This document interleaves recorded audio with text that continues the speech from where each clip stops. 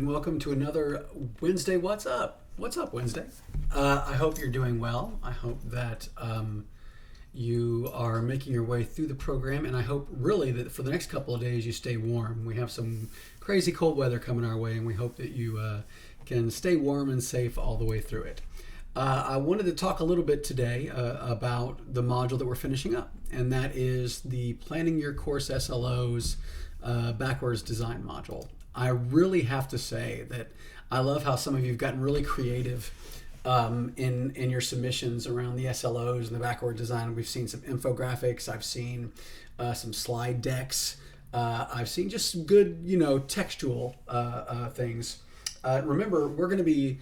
You'll notice as we're grading in a rubric. So you'll see in each area on those assignments that we grade, you'll see how you were scored in each category. A rubric is a really good tool to help cut down on confusion for your students, right?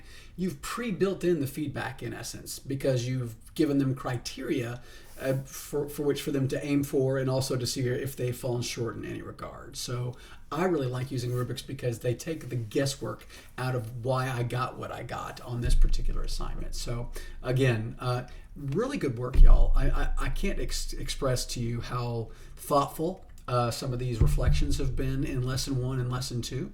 And I just wanted to, again, tell you how wonderful that was. I want to talk to you second about our put into practice session. And that's where we kind of give you some summarize things and give you those actionable tools that you can use.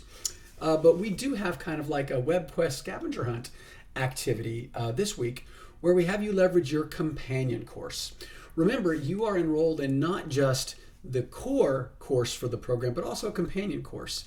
And I wanted to let you in on a little practice that we found is helpful when we put together work. Sometimes it's good, the assignment or the activity that you have them do takes a little bit more explanation than just a little text box, right? And I want to give them a full readout or a layout without having them to dive into the assignment just yet of how the assignment's going to work. So you're going to see in here some good stuff. So here, let me come back just a second. I'm not in the right place yet. All right. So this first one, this assignment description and directions, that is just the directions. So this isn't the assignment. This is the actual full-blown, really spaced out description and directions for the scavenger hunt assignment. So it's going to be important for any of these assignments that you have in the course that you read through the directions. In many cases, we'll actually even attach a video which will walk you through. And why this is important is because it's going to really answer any questions you may have about how to do the assignment. If you literally see someone walking through doing the assignment, that's how you do it. We really think it's important to show the student, in this case you, what success is in completing the assignment. And that's one of those best practices right around any kind of teaching, is giving a student an idea of what success looks like. And you can do that through really good descriptions and instructions, even a rubric, but also like an example, right? It doesn't have to be the exact example, but an example so that they know what to aim for. In this case, we even tell you kind of what the WebQuest scavenger hunt is, kind of a fun way to get your course going, gamification. We give you the description of the assignment again, and then we give you assignment directions. In this case, we have you watch a video which walks you through how to do the assignment. And we can tell for those people that do the assignment and don't watch this video, because odds are you may not have the instructions followed quite like you would, just like you can see in your own courses when your students haven't read or watched something that tells them how to do something. I'm not saying if you've done that yet, but that's how we can tell. But anyway, the assignment in full is here.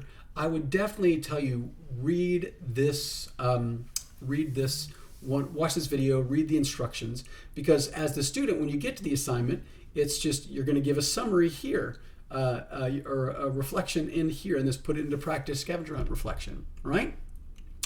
And you'll see here that's part of it. So the first part is just the instructions. The next part's a little bit of the instructions, but also where you'll go to add your reflection. And it's a discussion forum, so it's actually shared out. So make sure to follow the instructions completely for both of these. Now remember, you're enrolled in 2 courses. You're enrolled in the Digital Certification Core. You're also enrolled in the Digital Certification Companion course. For this specific assignment, you're going to be, and I'm kind of giving you a preview of what it is. We even have a nice little walkthrough again, how to use this companion course. Pay attention to that. You will see each one of these has nice little modules that you can get in and update. So in this case, you will see here under Faith Miller's, you see each one of the assignments that we're talking about. The scavenger hunt already has a pre-built place for you to play stuff. So I can click there, and then the instructions are there again, right? So then all you need to do is go ahead and follow the instructions. In this case, I click on my plus, I create my document, and then I create my resources. That being said, you saw the video, you saw what that might look like in some cases. That's going to be, that's a blank one, but follow the instructions in the video. They'll suit you well in terms of getting all that taken care of. Now, again, I want to apologize for our Module 1 hardship, so to speak. Some of you are like, oh, I can't get out of Module 1, Jacob, what's going on?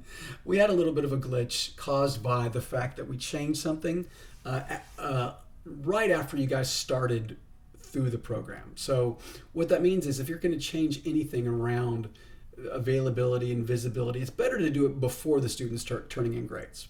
Sometimes that causes glitches, and there's some other things involved that I don't want to bore you with. But just know that moving forward past Module 1, you're going to be good to go. Don't stress about that. But it is important that you pay attention to doing all the activities. In some cases, note that to get out of a module each time you'll need to do your activities, but at the end there's a module check-in, basically a one-question quiz where you answer the fact, hey, I have done all the activities, I've done all the readings, I've watched the stuff, boom, and that opens up the door once you're finished with the module to the next thing. So it's important. So keep in mind that the rest of this module for Module 1 is due Friday.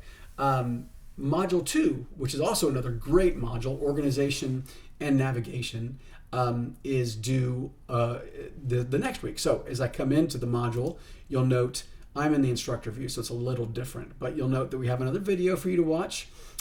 We are really excited there. Dr. Nardone will introduce you to the unit, and we, just like the other units, right? We get you what you get out of it. Why is it for me? Why am I doing that thing? Another good best practice. And then you'll notice that organization, how that works. Reflection. Same thing with the next lesson, which is streamlining course navigation and scheduling, and then another reflection. Lastly, you've got your put into practice assignment, which has the summary and the kind of tools I can use, as well as our kind of the instructions, again, before you get into the actual activity. This is just another one of those practices we think can be beneficial to you as you think about putting your course together. You then have the final thoughts journal and your module completion statement, and boom, that's the end of that module. We hope you're well. I hope you stay warm, especially today and tomorrow, and hope that you lean into the weekend, getting recharged so that you can return next week and focus in on what matters to you. Thanks, I got a lot from Faith, Elliot, Jason, and myself. We're having a great time interacting with you. I encourage you, if you haven't really gotten started yet, dive in, get into it. It looks like it's a whole bunch, but really it's common sense stuff, and we think it will benefit you in terms of how you think about putting together your digital courses, whether they be fully online, online live, hybrid, or even just a web enhanced course you're using in the face-to-face arena. So that being said, thanks a lot, y'all.